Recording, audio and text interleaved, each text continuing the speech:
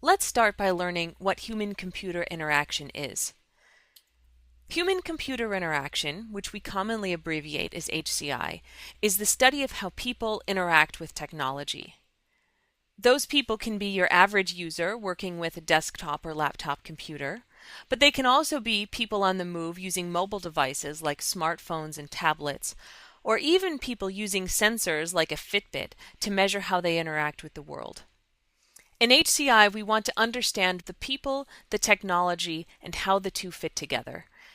From the people perspective, we want to understand both the psychological and cognitive abilities of users. This allows us to build technology that takes advantage of people's inherent abilities and also that avoids overtaxing people by requiring them to do things that they're not cognitively capable of or that are difficult. On the technology side, HCI speaks to both design and evaluation of technology. We use what we know about people, the tasks, and the way they're interacting with systems to design technology that will work well for them. And we also evaluate how well that technology works to make sure we've done it right.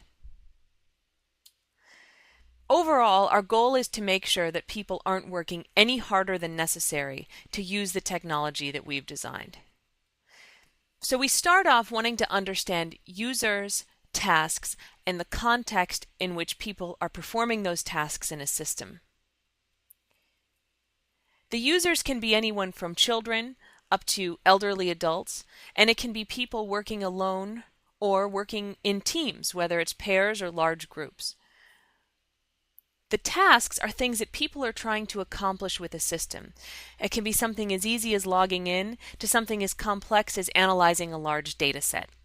Tasks are not necessarily intuitive to understand, and we'll have a whole segment dedicated to building a list of tasks for users. And finally, we want to understand context.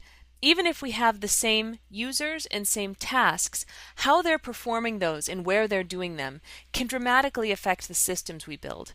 For example, if we have a soldier trying to secure a system, it makes a big difference if he's doing that in an office environment or if he's out working in the field. Once we understand users, tasks, and context, then we move into design.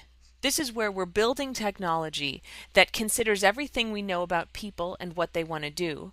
And hopefully we're going to build a system that makes it as easy as possible for people to accomplish those tasks. Finally, there's an evaluation step. And in looking at usable security, this is not evaluation of the system's security, but evaluation of how easy it is for people to use that system.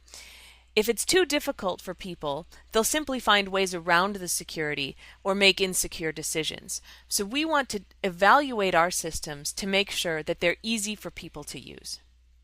This is how HCI applies to usable security, and we'll now start looking at some more detailed elements of HCI and what it can help us understand.